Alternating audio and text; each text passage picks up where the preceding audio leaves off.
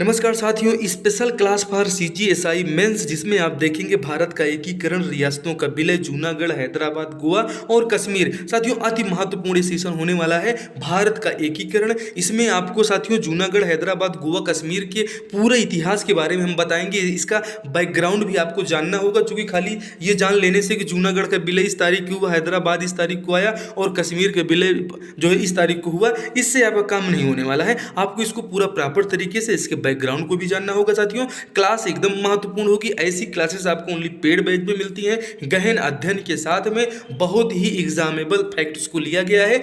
जो आप इसके पूरे इतिहास को जब आप देखेंगे तो आपके बहुत सारे प्रश्न आधुनिक भारत के इतिहास के तैयार हो जाएंगे। साथियों अति महत्वपूर्ण है, चूंकि ये हमारा क्या है, रियासतों का एकीकरण है। इसके पूरे देश के बारे में आपको जानकारी होगी। साथियों चैनल पे नए हैं तो सब्सक्राइब कर लीजिए, अपने दोस्तों में एक बार शेयर कर दीजिए। और 100% इस क्लास से आपको एग्जाम में क्वेश्चन मिलेंगे, इसलिए मिलेंगे कि ये आपके सिलेबस में है और इंटीग्रेशन ऑफ प्रिंसली स्टेट आपको समझना है। तो साथियों देशी रियासतों का जो एकीकरण है, एकीकरण अब आप इसमें पूरा समझेंगे। लेकिन खाली एकीकरण समझने से कुछ नहीं होने वाला, इसके लिए आपको पहले इसका बैकग्राउंड भी जानना होगा। क्या जानना होगा साथियों कि जूनागढ़ रियासत का उदय कैसे हुआ, कौन इसके राजा थे, वहाँ पे हिंदू ज़्यादा बहुसंख्यक थे या मुस्लिम बहुसंख्यक थे, हैदराबाद में मुस्लिम बहुसंख्यक थे या हिंदू बहुसंख्यक थे। वही हाल कश्मीर में आप देख लीजिए कि बहुसंख्यक मुस्लिम हुआ करते थे और राजा हिंदू होते थे। साथियों इन सब की गोवा के बारे में भी बताएंगे, पुर्तगालियों को हमने कैसे जो है खदेड़ा। और साथियों खाली ये आपको जान लेने से काम नहीं होगा कि इसका जो है कि जम्मू, जोधपुर, त्रावणकोर, कश्मीर का विलय 1947 में हुआ,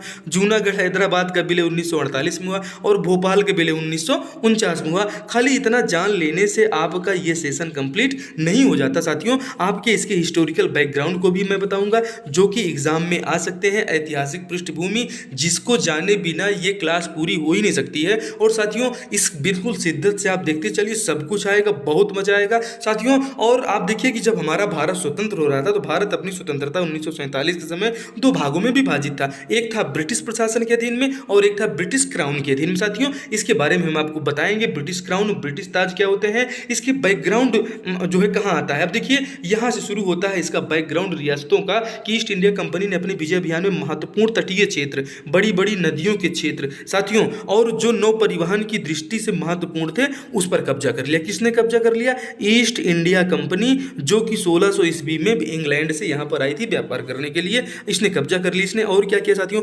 अत्यधिक उर्वर प्रदेश जहाँ धनाढ़ लोग निवास करते थे उस पर भी कब्जा जमा लिया। दूर दराज के दुर्गम प्रदेश जिनकी भौगोलिक संरचना अत्यधिक जटिल और उर्वरता की दृष्टि से निहायत नील थी, उस पे भी इन्होंने जो है कब्जा कर लिया, कि ताकि नील जैसी मनमानी खेती को वहाँ पे करवा सके साथियों। और चूंकि हमारी रियासतों के राजा एक दूसरे के चक्कर में बहुत परेशान रहते थे, इनके आपसी संघर्ष और दुर्बलता का लाभ उठाकर कंपनी ने जो है इन रियासतों को अपने एकीकरण में, अपने अंडर में ले लिया। साथियों कैसे लिया? जब आप जानते हैं 1757 के प्लासी के युद्ध में विजय के उपरांत बंगाल के नवाब कंपनी के हाथों की कठपुतली बन चुके थे और 1765 में मुगल बादशाह शाह आलम द्वितीय से बंगाल, बिहार, उड़ीसा की दीवानी का अधिकार प्राप्त कर कंपनी की शक्ति में और वृद्धि हो गई। ये एकदम छपा वाला प्रश्न है, स्टार लगाइएगा कि ईस्ट इंडिया कंपनी को मुगल बादशाह से जो है दीवानी कब प्राप्त हुई, बंगाल, बिहार, उड़ीसा की, पूछा गया है ये प्रश्न साथियों। तो बिल्कुल याद रखिएगा, ये आपके मॉडर्न इंडिया के लेवल, जो हमारा आधुनिक भारत का इतिहास है और स्वतंत्रता आंदोलन है, उस लिहाज से भी ये क्लास बहुत इंपॉर्टेंट हो जाती है। तो आपका इतिहास भी कंप्लीट होगा और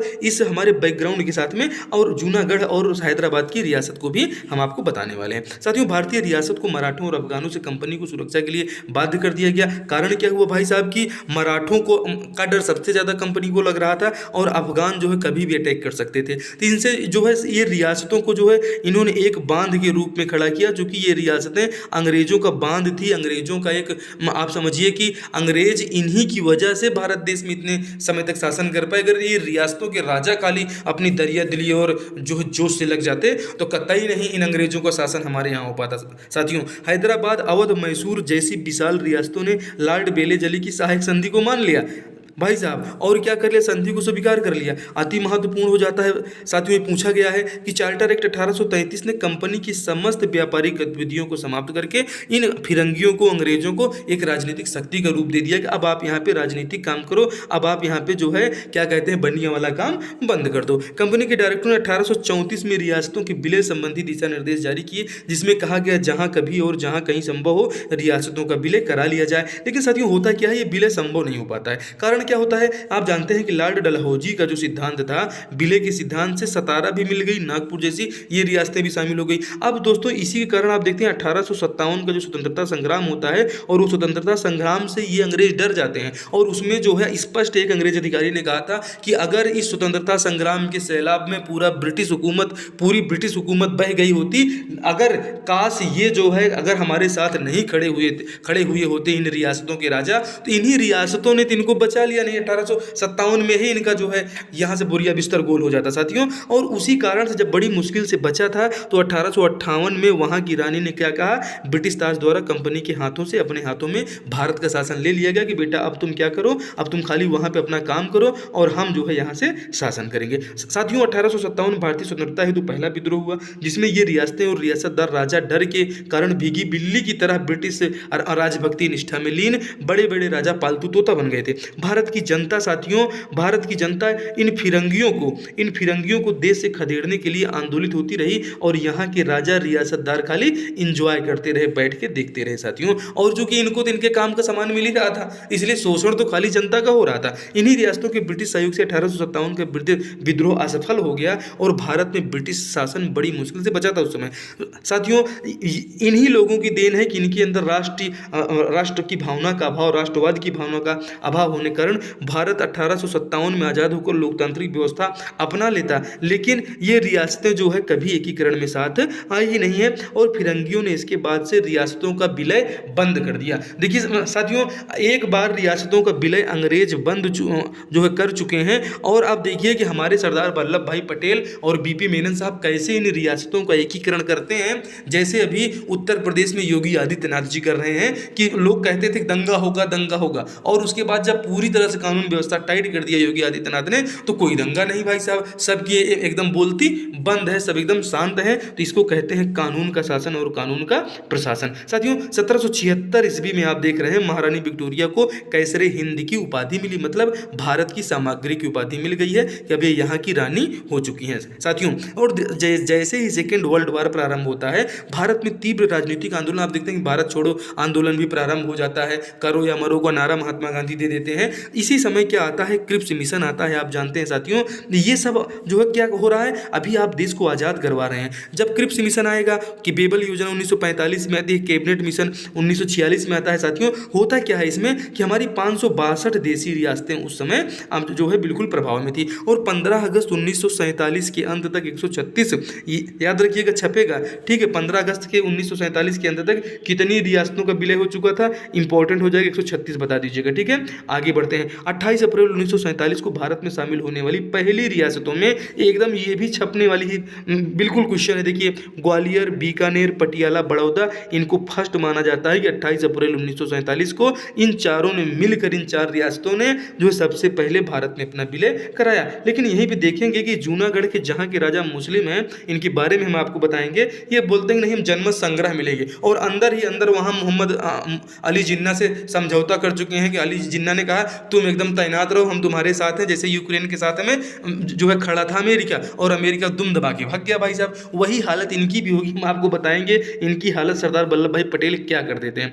फिरंगियों की घोषणा से साथियों, फिरंगियों ने जो घोषणा किया कि 562 राज्य कानूनी रूप से स्वतंत्र हो जाएंगे, और भारतीय स्वतंत्रता अधिनियम 1947 के अनुसार भारत और पाकिस्तान नाम के दो प्रांत बना दिए गए। अब ये कहा गया, इसमें क्या कहा गया कि दोस्तों भारतीय स्वतंत्रता अधिनियम 1947 के अनुसार से 562 जो हमारी देशी रियासतें थी, इनको कहा गया कि या तो भारत में मिल जाओ, या तो पाकिस्तान में मिल जाओ, या तो आज़ाद रहो, स्वतंत्र बने रहो। अब क्या होता है, जितने यहाँ के जो है, ये तो अंग्रेजों का यही तो काम था साथियों कि इनको क्या करना था। ये अंग्रेज लोग, ब्रिटिश ताज ने लगभग 562 रियासतों के साथ अद्वितीय संबंधों और मान्यताओं का जमकर लाभ उठाया था। भारत की स्वतंत्रता से मिलने से कुछ समय पहले फिरंगियों ने घोषणा की कि रियासतें अब ब्रिटिश संप्रभुता के अधीन नहीं रहेंगी, फिरंगी भारत में शासन नहीं करेंगे साथियों। अब क्या होता है, अब सभी राजा लोग क्या होते हैं, एकदम उतावले हो जाते हैं यार कि अब जो है भाई साहब मौका है। क्या करते हैं, तत्काल तत्कालीन समय में ये रियासतें भारत के कुल भूभाग का 48%, मतलब आज आप भारत को जहाँ देख रहे हैं उस समय पाकिस्तान भी इसी में मिला हुआ था, बांग्लादेश भी इसी में मिला हुआ था, और 48% भाग इन्हीं रियासतों के पास में था। और उसमें हमारी जनसंख्या का कुल 28% आबादी इन रियासतों के पास थी, इसलिए इनको भारत ने मिलाना अत्यंत आवश्यक था। नहीं तो ये अंग्रेजों की ये चाल थी साथियों कि जैसे यूरोप में आपको छोटे छोटे देश मिलेंगे, छोटे छोटे देश मिलेंगे, वैसे भारत को जो है उसी प्रकार से बांट दो कि इनके अंदर कोई यूनिटी न रह जाए। तो इसीलिए तो सरदार वल्लभ भाई पटेल को लौह पुरुष कहा जाता है और उनको यूनिटी मैन कहा जाता है। उन्होंने भारत को एकीकृत कर दिया और उसमें जो सरदार वल्लभ भाई पटेल की मूर्ति तो बन गई है, लेकिन इनके साथ में मैं सरकार से निवेदन करूंगा कि इनके सचिव बीपी मेनन के बारे में भी थोड़ा सा ध्यान दे। अगर बीपी मेनन नहीं होते तो कतई ऐसा कार्य नहीं हो पाता, सरदार वल्लभ भाई पटेल अकेले नहीं कर पाते, वो सचिव थे बीपी मेनन साहब। ठीक है साथियों, आगे देखिए, अब हम आते हैं सीधे कहाँ, रियासतों के एकीकरण का कार्य किसे दिया गया। रियासतों के एकीकरण का कार्य अस्थायी सरकार में मंत्री सरदार वल्लभ भाई पटेल को दिया गया, जो भारत के पहले उप प्रधानमंत्री और गृह मंत्री थे। इनके सचिव बीपी मेनन को रियासतों के एकीकरण का कार्य दिया गया। ये पूछा जाएगा कि रियासतों के एकीकरण में सरदार वल्लभ भाई पटेल मुख्य थे, इनके साथ में इनके सचिव कौन थे, तो बीपी मेनन। उनको याद रखिएगा, ये आपको बीपी मेनन है भाई साहब, बीबी नहीं है, ठीक है, बीपी है। राजाओं के मध्य राष्ट्रवादी भावना न होने के कारण उन्हें लालच प्रीबी पर्स भी दिया गया कि ऐसा है कि आप जो है भारत में विलय कर दो और आपको हम एक पर्स में पैसा देंगे, ठीक है, यही है प्रीबी पर्स। ये जो है क्या होता था, इसे आप देख लीजिए कि साथियों एक भुगतान जो शाही परिवार को भारत के साथ विलय पर हस्ताक्षर करने के लिए दिया जाना था, कि अवधारणा को सरदार वल्लभ भाई पटेल ने पुनः विकसित कर दिया कि भाई किसी प्रकार से तो मिल जाओ। अब देखिए, रियासतों को देशभक्ति पूर्ण अपील की गई कि वे अपनी रक्षा, विदेशी मामले, संचार अवस्था को भारत के अधीनस्थ बनाकर भारत में सम्मिलित हो जाएं। तर्क उनका यह था कि रियासतों के पास उक्त तीनों मामले पूर्व में ब्रिटिश क्राउन के पास थे और रियासतों का इन पर कोई नियंत्रण नहीं था, इसलिए इनकी संप्रभुता पर कोई आंच नहीं आएगी और इनको भारत में मिल जाना चाहिए। सरदार वल्लभ भाई पटेल का तर्क बिल्कुल 100% सही था, लेकिन फिर भी जूनागढ़ वाले मानने के लिए तैयार नहीं। हैदराबाद बोलते हैं कि हम भाई धर्म के हिसाब से जो है मिलेंगे, तो पाकिस्तान तो बना ही लेते, क्या यहाँ तक बना लोगे। कुछ रियासतें तो मिल गई, लेकिन मुट्ठी भर रियासतों ने स्वतंत्र रहने का फैसला किया, जिसमें आपके आ जाते हैं जूनागढ़, हैदराबाद, गोवा, त्रावणकोर, जोधपुर, भोपाल, कश्मीर। अब गोवा तो भाई विदेशी सत्ता के अंडर में था। गोवा किसके पास था, तो गोवा जो है भाई पुर्तगालियों के पास था, तो ये तो सबसे बाद में इसको आने था। लेकिन जो ये छोटे छोटे राजाओं के पास था, इनकी तो हैकड़ी जो है सरदार वल्लभ भाई पटेल बंद करना जानते थे और बंद भी किया उन्होंने। जूनागढ़ बोला कि भाई जनमत संग्रह के माध्यम से भारत में मिला, ठीक है। जूनागढ़ कैसे मिला, ये जनमत संग्रह के माध्यम से मिला था। हैदराबाद कैसे मिला था, पुलिस की कार्यवाही से मिला था। यहाँ पर कौन सा ऑपरेशन चलाया गया था, आइए हम देखते हैं। जूनागढ़ जो है जनमत संग्रह के माध्यम जो मिला था, फिर सारी कार्यवाही आपको पता चल जाएगी, ठीक है। देखिए साथियों, जूनागढ़, अब ये जूनागढ़ रियासत आप देख रहे हैं साथियों, अभी तक क्लास आप देख रहे हैं तो एक बार इसको शेयर कर दीजिए। आपके लिए इतनी महत्वपूर्ण और ऑथेंटिक जानकारी हम लेकर आते हैं, तो आपकी रिस्पॉन्सिबिलिटी बनती है कि थोड़ा सा जो है शेयर कीजिए। और अब आइए देखिए ऐतिहासिक बैकग्राउंड के बाद जूनागढ़ रियासत। साथियों, जूनागढ़ रियासत का हालत ये था कि वहाँ के जो राजा थे मुस्लिम नवाब थे, जो पाकिस्तान में मिलना चाहते थे, लेकिन जनता अधिकांशतः हिंदू थी, जिन्होंने भारत ने जो है मिलने के पक्ष में अपना मत दिया। वहाँ के नवाब थे मोहम्मद महावत खान ने तर्क दिया कि जूनागढ़ समुद्र द्वारा पाकिस्तान से जुड़ा है, इसलिए वह पाकिस्तान में मिलेंगे। अब समुद्र द्वारा आप देख रहे हैं तो सीधे जो है माले और इंडोनेशिया, मलेशिया भी तो जुड़ा हुआ है, तो आप क्या बोलेंगे, भारत का हिस्सा हो जाएगा। ऐसे मूर्ख टाइप का इन्होंने जो है भाई साहब तर्क दिया था कि इसीलिए तो ये ऐसी टाइप के नवाब है कि अंग्रेज इनको अपनी मुट्ठी में तोता बना के रखे थे। जो कहते थे ये वही बोलते थे, जहाँ कहते थे वहीं सुस्सू भी करते थे। इसको 100% जान लीजिए, ये ऐसे नवाब थे, ये कहने के नवाब थे भाई साहब। इनसे अच्छे तो हमारे जो है जो गुजरात में गिर में जो गधे पाए जाते हैं वो इनसे अच्छे हैं, ठीक है। जूनागढ़ दो राज्य, जूनागढ़ के राजा उस समय क्या करते हैं, दो राज्य मंगरोल और बाबरियावाड़ जो जूनागढ़ के अधीन राज्य थे, इन्होंने क्या किया, जूनागढ़ के राजा ने, उस खान साहब ने कहा कि हम जो है पाकिस्तान में मिलेंगे। लेकिन जो इनके अंडर में दो राज्य थे, बाबरियावाड़ और मंगरोल, ये दोनों जो है भारत ने मिलने की घोषणा कर देते हैं। अब जैसे भारत ने मिलने की घोषणा कर देते हैं, चूंकि जूनागढ़ के राजा के अंडर में ये दोनों राज्य थे, तो ये क्या करता है कि उक्त घोषणा से नाराज होकर नवाब महाबत खान ने उक्त राज्यों पर सैन्य कार्यवाही कर फिर से अपने नियंत्रण में ले लिया। चूंकि भाई वहां पर इनके अंडर में थे और कोई बड़ी सेना या बड़ी जो है मारक क्षमता वाली कुछ चीजें थी नहीं, फिर से नियंत्रण में ले लिया। अब आती है भारत की बारी। साथियों, जैसे ही जो है इन्होंने मंगलोर और बाबरियावाड़ जो सैन्य कार्यवाही से पुनः जूनागढ़ के अधीन राज्य हो जाने पर भारत सरकार ने जूनागढ़ के लिए ईंधन और कोयले की आपूर्ति बंद कर दिया। कार्यवाही चालू हो गई हमारे बीपी मेनन की और सरदार वल्लभ भाई पटेल की। अब 7 नवंबर को क्या होता है साथियों, 1947 को जूनागढ़ की अदालत ने भारत सरकार को राज्य का प्रशासन अपने हाथों में लेने के लिए आमंत्रित किया। लेकिन क्या होता है, इधर इनका संघर्ष भी चलते रहता है साथियों। भारतीय सेना और जूनागढ़ के सैनिकों के मध्य संघर्ष हुआ, जिसमें डर कर नवाब और उसका परिवार कहाँ चले गए। जब नवाब भाग गया पाकिस्तान, तो क्या हुआ, ये पहले अपने मतलब इस पूरे जूनागढ़ को पाकिस्तान का भूभाग बनाना चाहता था, लेकिन जब ये पाकिस्तान का भूभाग नहीं बन पाया, तो ये फिरंगी जो है, ये जिहादी भग गया यहाँ से। इसको हम तो यही कहेंगे भाई साहब कि तुम्हें जो धर्म के नाम पे पाकिस्तान में मिलना चाहते थे, तो ये जिहादी जाके वहाँ मिल गया। और क्या हुआ कि अब 7 नवंबर 1947 को जूनागढ़ की अदालत ने, जब ये नवाब ही नहीं रहे, तो काम अदालत ने ले लिया। और आप इनको जानते हैं, जूनागढ़ के दीवान कौन थे, शाहनवाज भुट्टो, सुप्रसिद्ध जुल्फिकार अली भुट्टो के पुत्र, जिनके बिलावल भुट्टो संघाई सहयोग में भाग लेने के लिए भारत आ रहे हैं बहुत दिनों बाद। ठीक है, तो जूनागढ़ के दीवान सर शाहनवाज भुट्टो थे। ठीक है, आप जुल्फिकार अली भुट्टो को जानते हैं, पाकिस्तान में भी मिलेंगे। और इन्हीं के जो बच्चे हैं जो है बिलावल भुट्टो, अभी पाकिस्तान के विदेश मंत्री हैं। तो भाई साहब देखिए कि भारत से भग के गए, तो इनका परिवार अभी जो है मंत्रालय तक में काम कर रहा है। ठीक है, फरवरी 1948 में जनमत संग्रह कराया गया, जो सर्वसम्मति से जूनागढ़ का विलय भारत में हो गया। तो मतलब युद्ध के बाद जूनागढ़ का विलय हुआ। आपसे प्रश्न पूछा जा सकता है कि जूनागढ़ के दीवान कौन थे, तो सर शाहनवाज भुट्टो थे, जिन्होंने भारत में मिलने के लिए इनको आमंत्रित किया।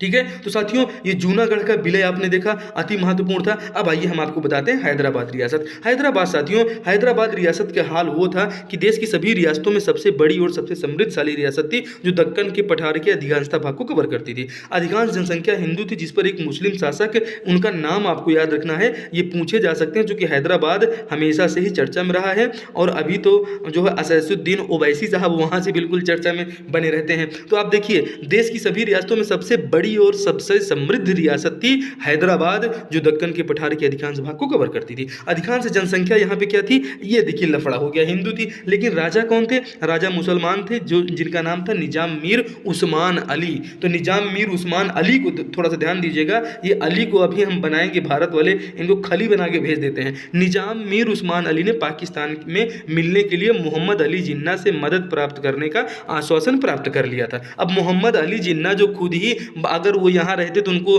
वहाँ पे जो है एक नेता यहाँ नहीं बन पाते जो है भारत में, लेकिन भाई उन नेता बनने के चक्कर में ही तो उन्होंने जो है देश को अलग किया। तो ये दोनों लोग नेतागिरी के चक्कर में ही इस देश का जो है ये हालत हुआ है। और आज 3 देश बन गए, एक भारत में बांग्लादेश, पाकिस्तान और आपका जो है क्या हो गया, भारत तो है ही। तो देखिए 3 देश, और तीनों देश अपने आप में अद्वितीय हैं, सबके पास अपनी अलग अलग पावर है। और यही पावर एक साथ रहती ना भाई साहब, तो विश्व गुरु तो भारत पहले से था ही। ये जो बच्चे लोग कट के निकल गए हैं, फिर भी जो है मेन धड़ा तो अभी बचा हुआ है, और ये रहेगा विश्व गुरु। सरदार पटेल व अन्य मध्यस्थों की धमकियों से निजाम को कोई फर्क नहीं पड़ा। भाई मोहम्मद अली जिन्ना से इनको आश्वासन मिल चुका था, किनको, मीर उस्मान अली को। तो अली को अभी बाहुबली जो है डलने वाली है इनके। सरदार पटेल व अन्य मध्यस्थों की धमकियों से निजाम को कोई फर्क नहीं पड़ा, बल्कि निजाम ने यूरोप से हथियारों के आयात को जारी रखा। और चूंकि भाई साहब जो इनका क्षेत्र था, इनके क्षेत्र के बारे में भी हम बताएंगे साथियों, निजाम ने क्या किया कि इतने से भी इसका पेट नहीं भरा। वहाँ की जनता ने जब विद्रोह कर दिया, तो मीर उस्मान अली ने हैदराबाद की हिंदू जनता पर हिंसक वारदातें जो है प्रारंभ कर दी। और आप जानते हैं कि रजाकर्स किसे कहते हैं, रजाकर्स ये पूछा गया है, इसी की सेना का नाम था, जहाँ पे अभी गोरता शहीद स्मारक का उद्घाटन किसने किया, अमित शाह जी ने किया है। ये वही हैदराबाद रियासत की चर्चा हम आपसे कर रहे हैं। गोरता शहीद स्मारक जो है, इसका ये इन्हीं रजाकर्स की सेना ने मात्र 2.5 फीट का तिरंगा लहराने के कारण कम से कम 200 लोगों के मौत के घाट उतार दिया था, इन्हीं निजाम की सेना ने। ठीक है भाई साहब, अब निजाम की सेना क्या कर रही है, ये मीर उस्मान अली की सेना हिंदू जनता के साथ में हिंसक वारदात कर रही है। ठीक है भाई साहब, और वहीं पे आप देखिए इसी कारण से अमित शाह वहां जबरन जाके इतना बड़ा तिरंगा झंडा गाड़े कि चलो बेटा अब बताओ तुम क्या करते हो। ठीक है भाई साहब, आगे देखिए कि देखिए जो है रियासत हैदराबाद का भारत में विलय अब कैसे होगा। तो दोस्तों ऑपरेशन पोलो, जब ये निजाम एकदम भड़क गया और हिंदू जनता के ऊपर अत्याचार करने लगा, वहां की जनता के ऊपर, तो भारत से जो है सरदार वल्लभ भाई पटेल ने कहा कि 13 सितंबर 1948 को भारतीय सैनिकों को हैदराबाद कर दिया रवाना। और निजाम की सेना रजाकर जो 100 निहत्थे लोगों को मारी, जो है कत्लेआम करती थी, मात्र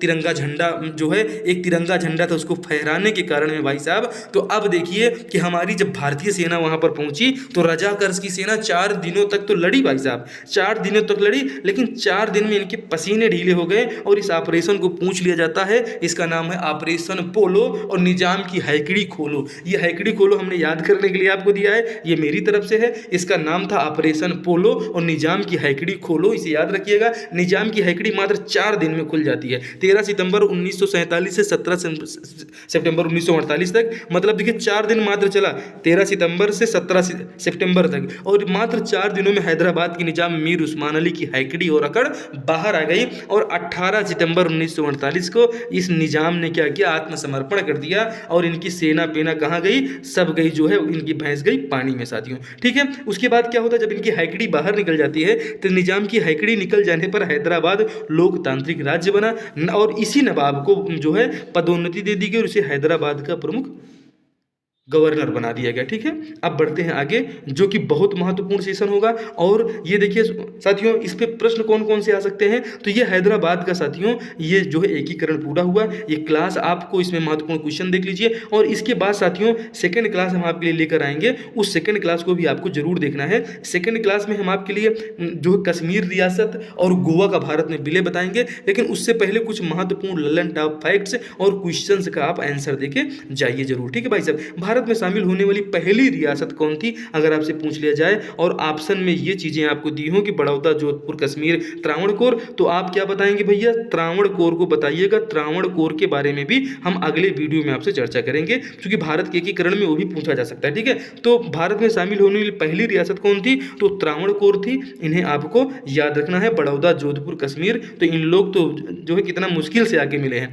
निम्नलिखित में से कौन सी भारत की रियासत नहीं थी भाई साहब, तो आप देख लीजिए कि भारत की रियासत जूनागढ़, भोपाल, जयपुर, ये सब भारत की रियासत थी, लेकिन उड़ीसा क्या थी, ये रियासत नहीं थी। इसे भी थोड़ा सा आपको याद रखना है। रियासत का 4 चरण, ये एकीकरण निम्न में से नहीं है। लोकतांत्रिकरण करेंगे, संविधानीकरण करेंगे, केंद्रीकरण करेंगे, पुनर्गठन करेंगे, अधिग्रहण जैसी कोई बात नहीं है। तो 4 तरीकों से इसको जो है, ये प्रश्न आया हुआ है, आईएमपी प्रश्न, इसलिए मैंने आपसे पूछा है। ये प्रश्न पूछा गया है कि जो है 4 प्रकार से एकीकरण किया गया साथियों, उसे भी आपको ध्यान रखना है। पहले लोकतंत्रीकरण किया, फिर संविधानीकरण हुआ, फिर केंद्रीकरण हुआ, और फिर से पुनर्गठन करके आप देखते हैं कि मध्य भारत बना। फिर उधर देखते हैं कि गुजरात और महाराष्ट्र, ये सब पुनर्गठन जो होते रहते हैं, ये सब बनते जाएंगे साथियों। राज्यों के एकीकरण के पश्चात मध्य भारत का गठन 28 मई 1948 को हुआ। इसमें ग्वालियर था, इंदौर था। ठीक है भाई साहब, और 18 अन्य राज्यों के एकीकरण स्वरूप 28 मई 1948 को मध्य भारत बना, जहां से छत्तीसगढ़ भी निकला हुआ है, मध्य प्रदेश आप देख ही रहे हैं। ठीक है, पटियाला, कपूरथला, जिंद, नाभा, फरीदकोट, मेलुकोटला, ठीक है, मलेकोटला, नालरगढ़ और कलसिया को मिलाकर 15 जुलाई 1948 को पंजाब राज्य का गठन हुआ। पटियाला, इन्हें आप जो है देखा ही। और साथियों अब आप देखेंगे क्लास 2 में कश्मीर का विलय और गोवा का भारत में विलय, इसके साथ में त्रावणकोर का विलय। तो ये क्लास बहुत ही महत्वपूर्ण रही, और इस एक क्लास में अगर आपने पूरा शिद्दत से देखा तो कोई भी प्रश्न अब छूट के बाहर नहीं जाएगा। ठीक है, आपसे मिलते हैं अगली क्लास में। जय हिंद, जय भारत।